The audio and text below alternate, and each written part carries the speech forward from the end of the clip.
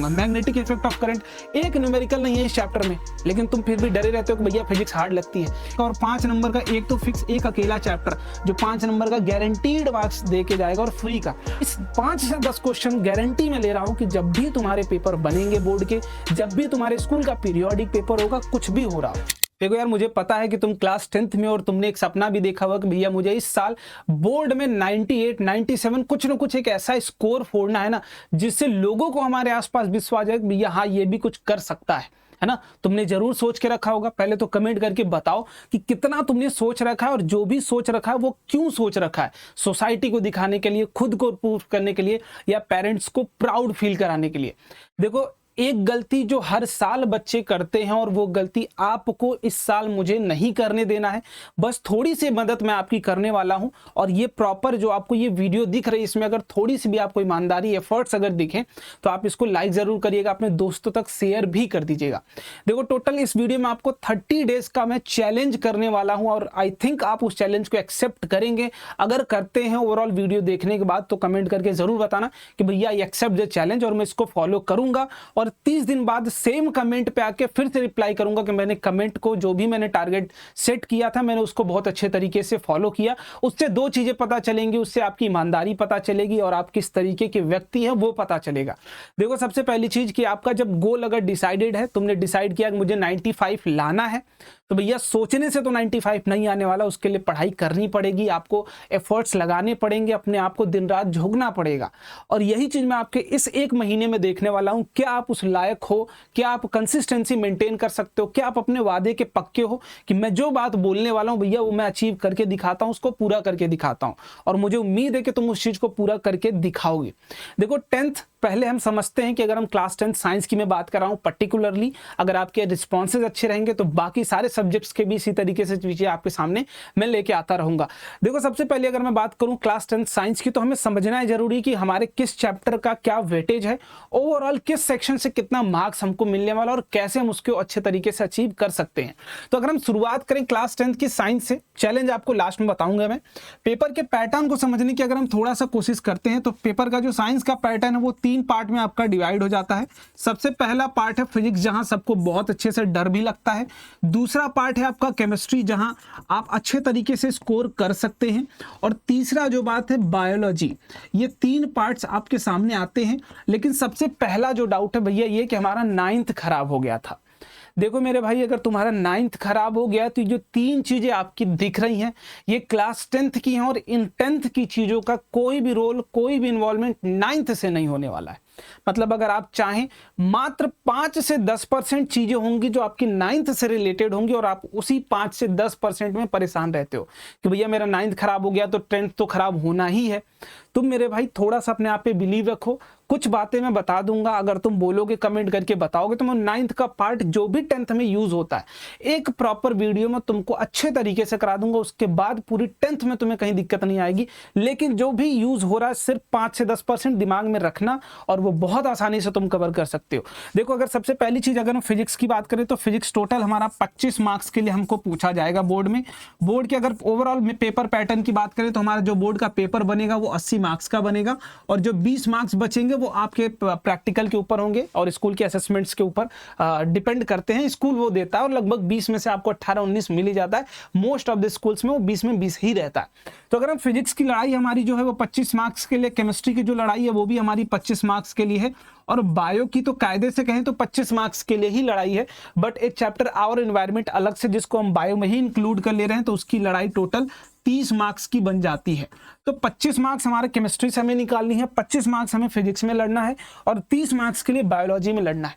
देखो, सबसे पहली चीज आपके दिमाग में गलत धारणा बैठी रहती है भैया फिजिक्स हार्ड है, केमिस्ट्री हार्ड है। हार्ड ठीक है।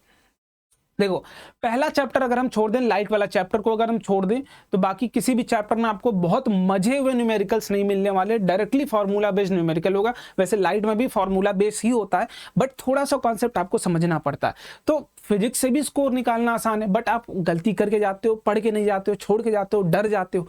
सिर्फ पहले चैप्टर को छोड़ दें तो आप बाकी सारे चैप्टर में आप बहुत आसानी से स्कोर कर सकते हो। लेकिन पहला भी आपका स्ट्रॉन्ग कराऊंगा मैं बहुत जल्द, सारी चीजें आपके पास मिलने वाली इसी चैनल पर। मेक श्योर बने रहना, सब्सक्राइब जरूर करके रखना।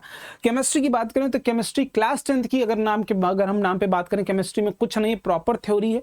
लेकिन आपको उसके लिए प्रॉपर कोई भी एक चैप्टर अगर शुरू करते हो तो अच्छे तरीके से नोट्स बनाना पड़ेगा, समझना पड़ेगा, सब कुछ करना पड़ेगा। अभी बताता हूं आपको। इसके बाद बायो की भी बात करें तो बायो के लिए सबसे इंपॉर्टेंटली मैं बोलूंगा कि एनसीईआरटी कर लो, एनसीईआरटी के डायग्राम्स कर लेना।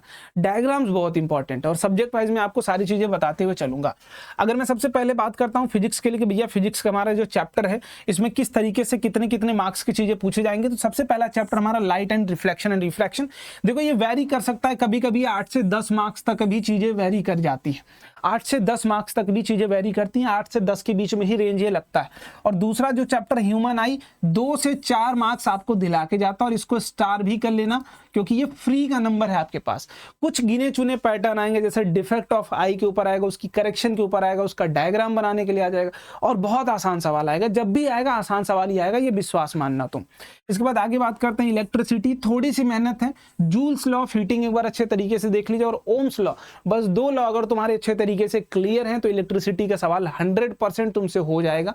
वो भी मैं चीजें एक एक करके सब कुछ कराता चलूंगा। मैग्नेटिक इफेक्ट ऑफ करंट एक न्यूमेरिकल नहीं है इस चैप्टर में, लेकिन तुम फिर भी डरे रहते हो कि भैया फिजिक्स हार्ड लगती है।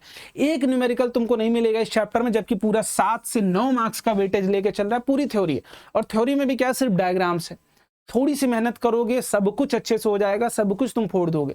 लेकिन मेहनत तुम करना चाहते नहीं हो, तो पूरा का पूरा चैप्टर आप देख सकते हैं मार्क्स डिस्ट्रीब्यूशन किस तरीके से होने वाला है। केमिस्ट्री की अगर हम बात करते हैं, केमिकल रिएक्शन इक्वेशन 3 से 5 नंबर, ये वेरी भी कर सकता है, इससे ज्यादा भी हो सकता है, बट हम एक एवरेज की बात कर रहे हैं तो 30 से 5 के बीच का एवरेज होता है, ये बढ़ भी सकता है। और इस पूरे चैप्टर में मैं सबसे इंपॉर्टेंट बात करता हूं तो इस पूरे चैप्टर की जो एक्टिविटी है वो 100% आती है, और एक्टिविटी ही सवाल में बन के आती है। जब भी आप देखेंगे 4 से 5 नंबर का जो आपका लास्ट सेक्शन का सवाल होता है, या तो कार्बन वाले चैप्टर से आपसे पूछा जाता है, या तो chemical reaction and equation chapter पूछा जाता है। एकमात्र चैप्टर ऐसा है जो बहुत इंपॉर्टेंट होने वाला है। उसके बाद हम एसिड बेस एंड सॉल्ट की बात करें, एकदम इंडिपेंडेंट चैप्टर, किसी से कुछ नहीं लेना देना, एकदम स्टार्टिंग से पढ़ोगे लास्ट तक चले जाओगे, पूरा इंडिपेंडेंट चैप्टर है।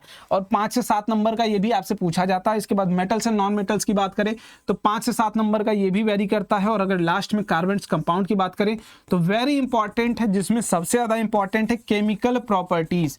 केमिकल रिएक्टिविटी अगर मैं बोलूं या केमिकल प्रॉपर्टीज बोलूं, बहुत ज्यादा इंपॉर्टेंट है। ये पूरे इस चैप्टर की जान है वो।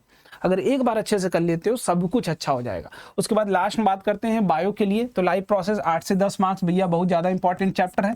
जितना इंपॉर्टेंट है उतना ही लेंदी भी है, लंबा भी है। कंट्रोल एंड कोऑर्डिनेशन 4 से 5 नंबर का। हेरिडिटी 2 से 4 नंबर का लगभग पूछा जाएगा। हाउ डू ऑर्गेनिज्म रिप्रोड्यूस 4 से 6 नंबर का। और 5 नंबर का एक तो फिक्स एक अकेला चैप्टर जो 5 नंबर का गारंटीड मार्क्स दे के जाएगा, और फ्री का। मात्र अगर आप इसमें 1 घंटे भी इन्वेस्ट करते हैं, 1 से 2 घंटे में बोल सकता हूं इसको, 1 से 2 घंटे अगर आप इन्वेस्ट कर देते हो इस चैप्टर में, इकोसिस्टम क्या है ना, हमारे आसपास की चीजें, बहुत आसान सा चैप्टर है। लेकिन एक बार तुम इन्वेस्ट कर देते हो 1 से 2 घंटा, आसानी से सारे के सारे टॉपिक्स हो जाएंगे। और क्वेश्चन भी बहुत डायरेक्टली फ्रेम किया जाता है कि आप देखते ही पढ़ के लिख दोगे। लिखने वाला थ्योरेटिकल चैप्टर है, मैं इतनी बात आपसे बोल रहा हूं, ठीक है।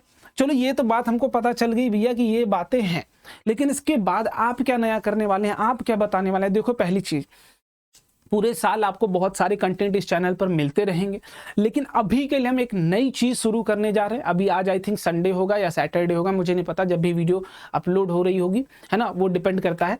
लेकिन जब भी अपलोड हो रहा होगा, मैं आपको मंडे से आपको एक टेलीग्राम ग्रुप दिख रहा होगा, ये प्रॉपर इस पहले टेलीग्राम ग्रुप फटाफट से ज्वाइन कर लेना। ये आपके बोर्ड के पर्सपेक्टिव से है, जिसमें कुछ एक चीज नई करने वाला हूं मंडे से। मैं वो क्या करने वाला हूं मैं बताता हूं। अगर मैं किसी एक पर्टिकुलर चैप्टर की बात करता हूं, जो भी चैप्टर, लेट सपोज हमारे लिए केमिकल रिएक्शन इक्वेशन है, अगर इस चैप्टर के लिए आपका ये चैप्टर हो चुका है, मैं डेट भी प्लान भी बताते चलूंगा, किस किस दिन कितने कितने क्वेश्चंस आएंगे, क्या करेंगे। मैं चैप्टर वाइज आपको 5 से 10 क्वेश्चंस प्रोवाइड करने वाला हूं।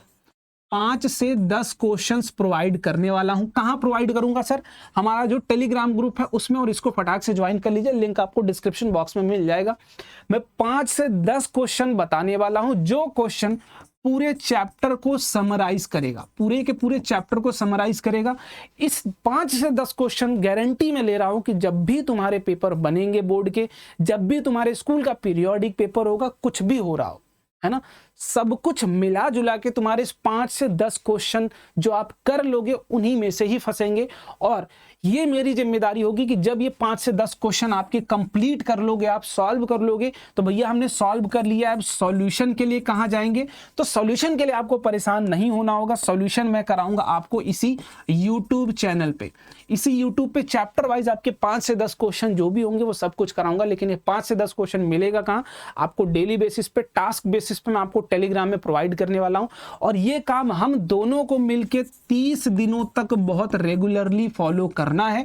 और इन्हीं 30 दिनों में हम एक दूसरे को बहुत अच्छे तरीके से देख पाएंगे कौन कंसिस्टेंट है, कौन नहीं कंसिस्टेंट है, कौन अपने गोल के प्रति ज्यादा सीरियस है।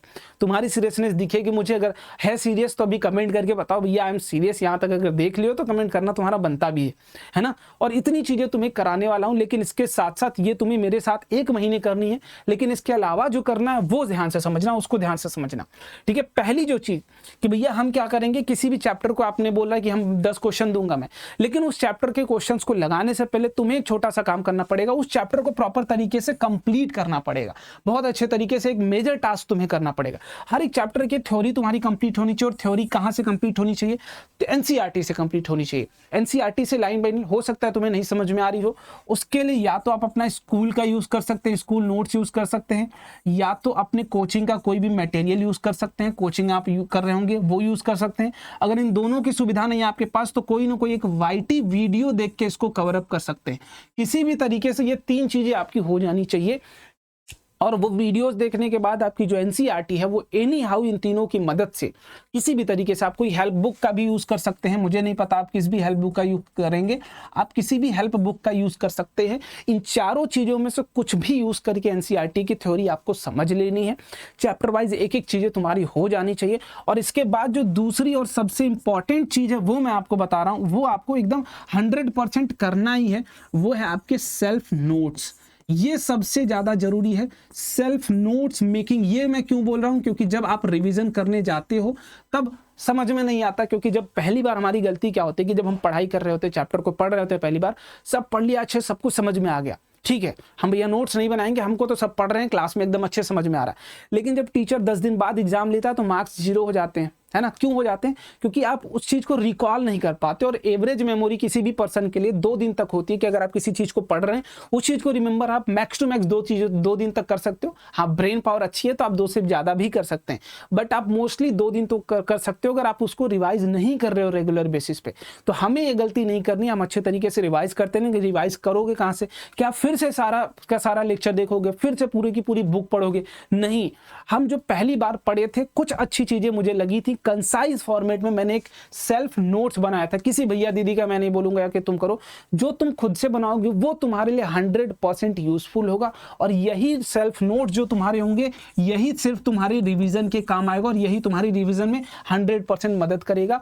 और इतनी बात दिमाग में फिट कर लेना अपने कि यही तुम्हारा जो 95% है ना, उसको स्कोर कराने में यही काम करेगा, यही काम करेगा। और मैं एक बात बोलूंगा कि हर चैप्टर के बाद एक पेज एकदम ब्लैंक छोड़ देना, जिसमें आप जो भी एडिशनल टॉपिक्स जो भी आपको पता चलते जाएं, एडिशनल क्वेश्चंस मिलते जाएं, वो उस पेज में प्रॉपर मेंशन करते जाना। तब जाके तुम बहुत अच्छे तरीके से एट द एंड तुम्हारी सारी चीजें क्लियर हो जाएंगी। अब इस नोट्स में सब कुछ होना चाहिए। इस नोट्स में क्या क्या होनी चाहिए भैया? हमारी थ्योरी तो होनी ही चाहिए और थ्योरी के साथ साथ एग्जाम्पल्स होने चाहिए। ये सबसे ज्यादा जरूरी है कि मैं कोई भी कॉन्सेप्ट पढ़ रहा हूं तो उसके एग्जाम्पल्स होने चाहिए, क्योंकि उस कॉन्सेप्ट को समझाने के लिए वो एग्जाम्पल्स ही होते हैं जो आपको उसको एक्सप्लेन करेंगे, ठीक है। वो आपको एकदम कॉन्सेप्ट को फिट कराएंगे आपके दिमाग में। आप थ्योरी भी नहीं भी पढ़ोगे, एक बार एग्जाम्पल देख लोगे रिवीजन के टाइम पे तो आपको थ्योरी पूरा सेट हो जाएगी दिमाग में, ठीक है। इतना काम करना है। और एट द एंड पूरे चैप्टर की PYQs चैप्टर वाइज खरीद लेना। आप किसी भी पब्लिकेशन के ले लेना, मुझे यहाँ प्रमोशन नहीं करना, किसी भैया दीदी चक्कर मत पड़ना, भैया दीदी की किताब ले लो। PYQs होती है, कुछ भी ले लो, ठीक है, कोई भी ब्रांड ले लो, PYQs थोड़ी बदल जाएगा, वो रहेगा भाई। तो इतनी चीजें तुम्हें करनी है इस 1 महीने में हर एक चैप्टर के लिए कि जो भी चैप्टर तुम पढ़ते हो उस चैप्टर की एनसीईआरटी करो, नोट्स बनाओ खुद से और लास्ट में उसके PYQs लगा लेना। और अभी हमारी बारी आई नहीं सैंपल पेपर की, जब सैंपल पेपर की बारी आएगी तो हम उसको भी लगाएंगे। और आई होप आप ये चीज़ 1 महीने तक फॉलो करोगे। कमेंट करके ज़रूर बताना यार कि हाँ भैया I accept the challenge and I will follow this routine for next 1 month और नेक्स्ट 30 डेज, है ना। ये चीज़ अगर तुम करते हो यार, तुम डेफिनेटली मानो तुम एक ऑनेस्ट पर्सन भी दिखोगे, एक ईमानदार व्यक्ति तो आप दिखेंगे, मेच्योर्ड पर्सन दिखोगे, ठीक है, अपने गोल के प्रति डेडिकेटेड दिखोगे। और सबसे अच्छी बात कि हम जो गोल है हमारा 95, 98, 97 वो अचीव करने की तरफ तुम बढ़ रहे होगे। ठीक है, मिलते हैं अगले वीडियो में। बाय बाय, जय हिंद।